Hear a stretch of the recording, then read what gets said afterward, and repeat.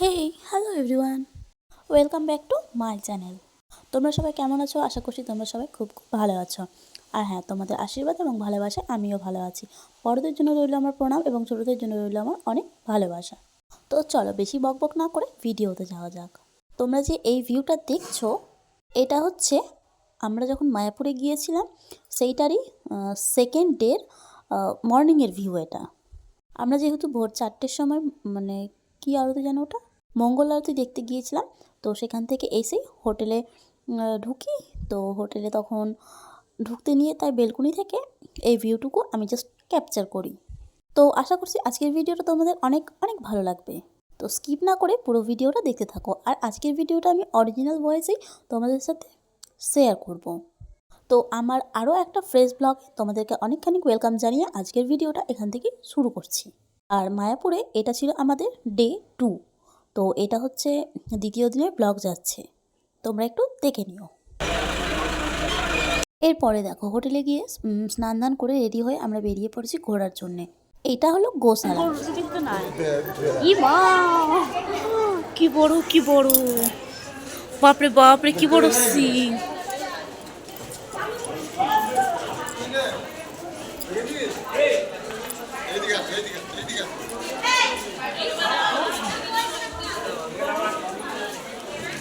তো দেখো এগুলো হচ্ছে গোশালার গরু। এক একটা গরুও যেমনি বড় উঁচু লম্বা, তেমনি শিংগুলো তো দেখতেই পাচ্ছ তোমরা, আমাকে নতুন করে কিছু বলতে হবে না।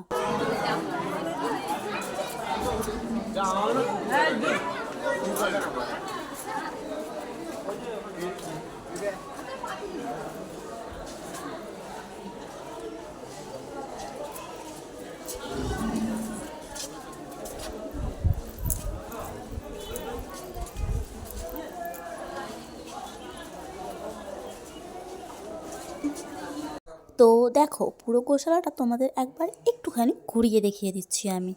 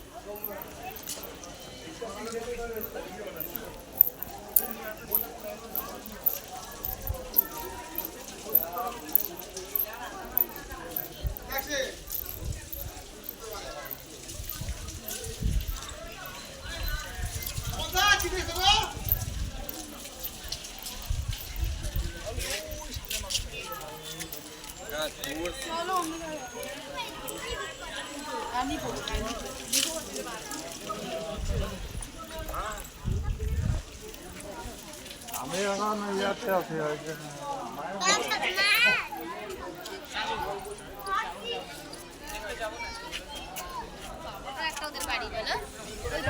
হ্যাঁ হ্যাঁ এটাই ফোন করছি।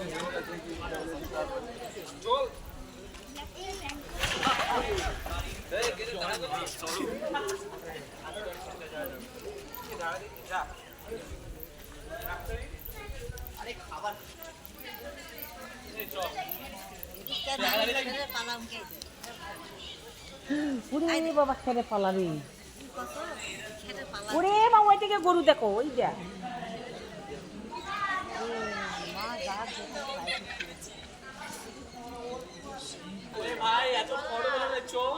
দাঁড়া না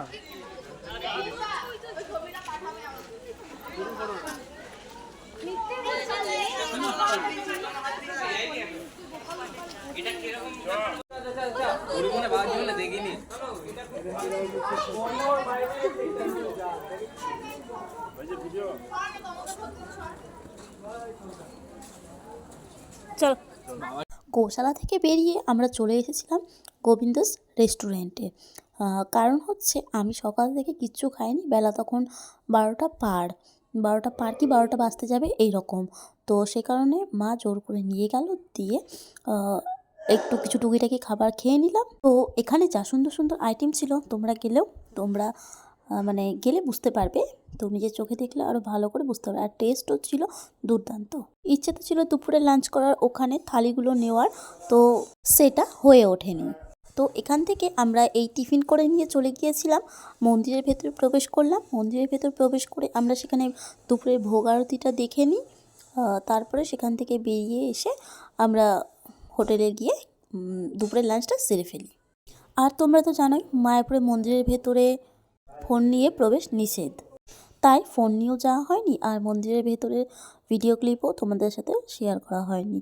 আর আমি কেন, সেটা কেউই শেয়ার করতে পারবে না তোমাদের সাথে।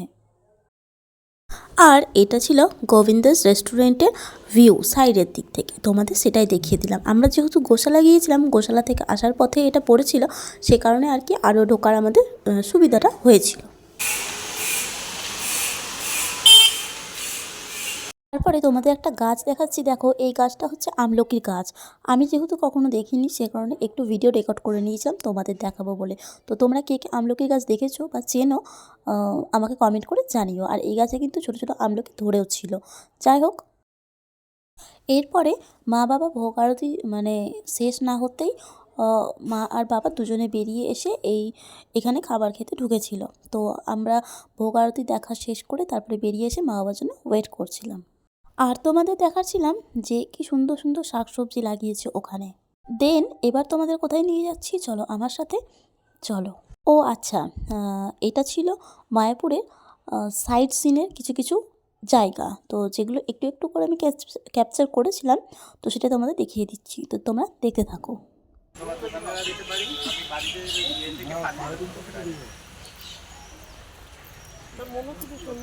ওই অক্টোবর থেকে নভেম্বর।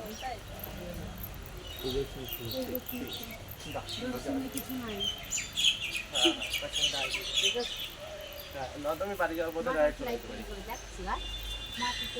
না না, আমরা এই সাইড সিন গুলো একটু দেখে বেরিয়ে যাবো।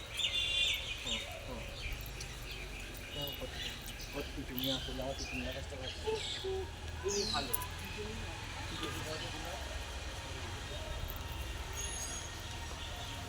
দাদা বললি না। আর এখানে চারিদিকে কি সুন্দর সুন্দর গাঁদা ফুলের গাছ লাগিয়েছে, তোমরা দেখতেই পাচ্ছ কি সুন্দর সুন্দর করে, মানে রাউন্ড করে কি সুন্দর, মানে আমার তো দেখতে জাস্ট মজাই লাগছিল। কিন্তু এই ফুলগুলো বোধহয় ওরা তোলে কি না তোলে আমার ঠিক জানা নেই, তবে দর্শকদের যাত্রীদের ওখানে প্রবেশ নিষেধ। আর তোমাদের আরও একটা কথা বলে রাখি, তোমরা যারা মায়াপুরে যাবে, গিয়ে যখন তোমরা মায়াপুরের মন্দিরের ভেতরে তো ঘুরবে ঠিক আছে, বাট মায়াপুরের বাইরের যেগুলো সাইট সিনগুলো আছে সেগুলো যখন দেখার জন্য তোমাদের একটা টোটো অবশ্যই করতে হবে, তা না হলে তো হবে না। তো সেই টোটোওয়ালারা ওরা অনেক রেট চেয়ে ফেলে, তো তোমরা একটু বার্গেনিং করে নেবে, নিয়ে তারপরে তোমরা তাদের সঙ্গে মানে সাইট সিনগুলো দেখে নেবে অবশ্যই, ঠিক আছে। এরপর তোমাদের দেখাই চলো শ্যামকুঞ্জ, মানে শ্রী শ্যামসুন্দর, মানে স্বয়ং শ্রীকৃষ্ণ ঠাকুর যেই কুঞ্জতে আর কি স্নান করতো, এমনটাই কথিত আছে, তাই আমিও তোমাদের তেমনটাই বললাম, আমি আর কি যেমনটা জানি। এবার দেখে নাও এই শ্যামকুণ্ডর কত মাছ, অজস্র ছোট ছোট মাছ, মানে গুণে শেষ করতে পারবে না। তার সঙ্গে তো অবশ্যই করে অনেক বড় বড় মাছ আছে, এগুলো কি গজার মানে এরকম টাইপের কিছু নাম আমার সঠিক জানা নেই। এই কুণ্ডর যে বললাম ছোটো ছোটো মাছগুলো আছে, সেই মাছগুলোর জন্য অনেকে বিস্কুট কিনে জলের ওপর দিচ্ছে, তখন মাছগুলো যখন জলের ওপর থেকে বিস্কুটগুলো খাচ্ছে, তো সেই সিনটা সত্যি অসাধারণ ছিল দৃশ্যগুলো দেখার। তো মাছ এত বড় বড় মাছ দেখেছি আমি, যেটা মনে হয় আমি এর আগে কখনোই দেখিনি, মানে যে কী বড় বড় তোমাদের কি বলবো, তোমরা না দেখলে ঠিক বুঝতে পারবে না। আর ভিডিওতে সেরকমভাবে বড় মাছগুলো আসেনি, হয়তো তোমরা একটু একটু বুঝতে পারবে, বাট ক্লিয়ারলি ভালো করে বুঝতে পারবে না, কারণ এই জলের কালারটাও হচ্ছে কালো কালো টাইপের। যেহেতু তোমাদের বললাম এটা হচ্ছে শ্যামকুণ্ড, তো সে কারণে জলটাও এখন হয়তো নোংরা হয়ে গিয়েছে, সে কারণে কালো কালোই আর কি। জলটা পরিষ্কার থাকলে হয়তো আরও একটু ভালোভাবে বড় মাছগুলোকে ঠিক বোঝা যেত। তোমরা কি কিছু বুঝতে পারছো? দেখতে পাচ্ছ কত বড় বড়, মানে কত বড় মাছটা। তো আমি যেটুকু জানি এই শ্যামকুণ্ডর জল, এই যে এই শ্যামকুণ্ডটা দেখতে পাচ্ছ, এই এর কাছে এসে এই জলটা, এর জল মাথায় নিতে হয়, কিন্তু এই শ্যামকুণ্ডতে ভুলেও পা রাখতে নেই। পা রাখলে যেই পাপটা হয় আর কি, মানে সেটা অনেক বড় পাপ হয়। ছোট ছোট মাছ দেখো,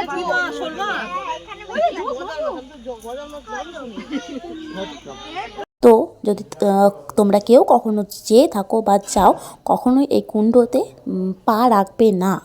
তোমরা প্রয়োজনে জল হাতে করে নিয়ে মাথায় দিতে পারো, কিন্তু ভুলেও যেন এই কুণ্ডর জলে কেউ পা রেখো না।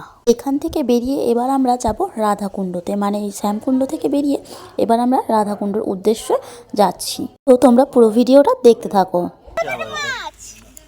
ওই দেখো ওই দেখো খাচ্ছে কেন কামড়াবে না? পুরো দিও না, পুরো করে দিও না, পুরো দিলে বাচ্চাগুলো খাবে। বাচ্চাগুলো খাচ্ছে। হ্যাঁ এই মাছ কামড়াবে। মাছটা খাওয়াবে।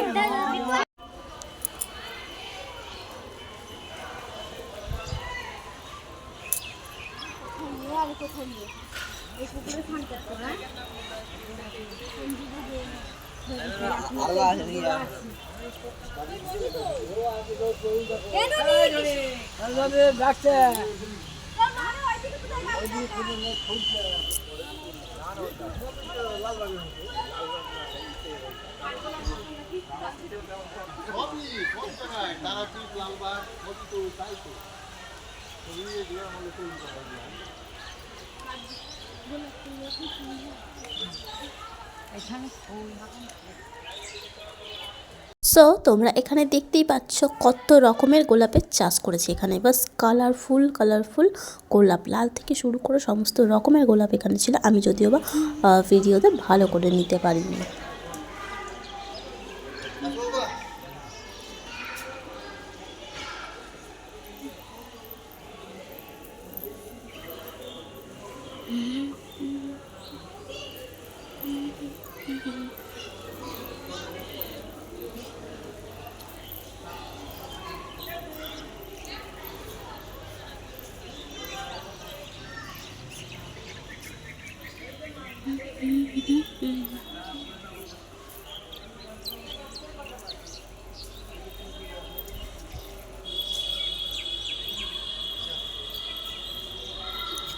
কি আছে রে এখানে?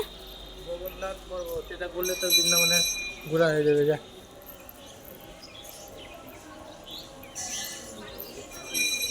এরপরে দেখো এখানে বা সাইডে এই সিঁড়ি দিয়ে নামতেই বা হাতে একটা গিরি গোবর্ধন পর্বত করে রেখেছে। এর 3 পাক বা 7 পাক ঘুরলেই নাকি গোবর্ধন পর্বত ঘোরা হয়। তো চলো আগে আমরা যাই রাধাকুণ্ডতে, সেখান থেকে এসে তখন এখানে প্রবেশ করব। এখানে দেখতেই পাচ্ছ কত লোকের ভিড়। এই পর্বতের এক একটা পাথরে সবাই তুলসীর মালা পরিয়ে গেছে, পরিয়ে যাচ্ছেও, যদিও বা আমরা পরাইনি। তো চলো আমরা রাধাকুণ্ডর দিকে যাই। এখানেও সেই একই আমাদের মানে নিষেধ করা আছে যে রাধাকুণ্ডর জল যাতে আমরা পায়ে না ঠেকাই।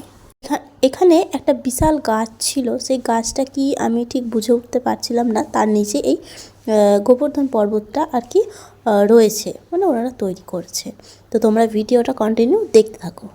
এই যে সেই গোবর্ধন পর্বত, তোমরা একটু দেখে নাও।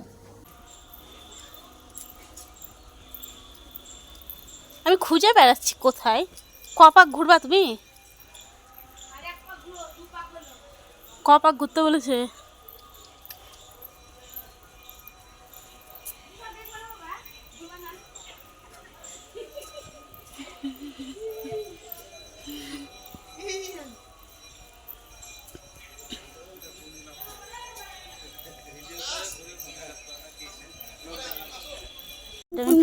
দেখছি বাপরে মো, বড় বড় আছে এখানে পা দিতে নাই, পায়ে দিতেই নাই।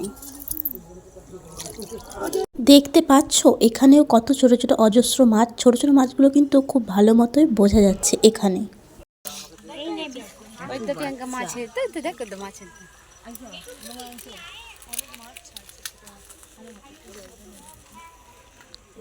দেখো দেখো কত বড় একটা ছুঁড়ে দে না, আমি চোখে দেখতে পাচ্ছি না। এখানে আছে বড় বড় ভাসছে না দেখতে দেখো উপরে উঠো, গজার আছে সব বড় বড়। এই দেখো এই দেখো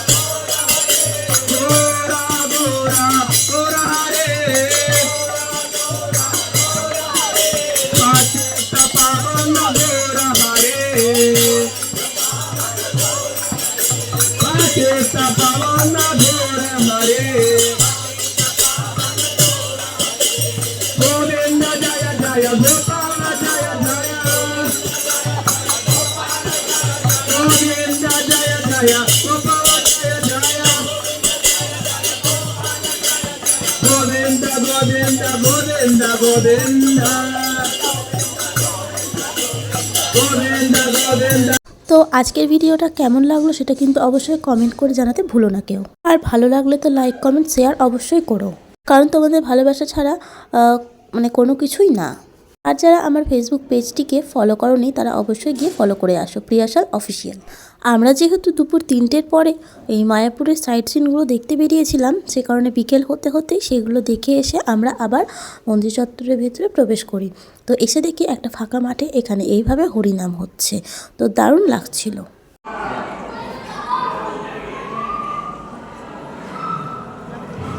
এরপরে রাত্রিবেলায় মায়াপুরের গদা ভবনে আমরা টিকিট কেটে নিই এবং সেখানে মহাপ্রভুর মানে এই প্রসাদগুলো আমরা গ্রহণ করি। এরপরে রাত্রে ঘরে গিয়ে শুয়ে পড়েছি।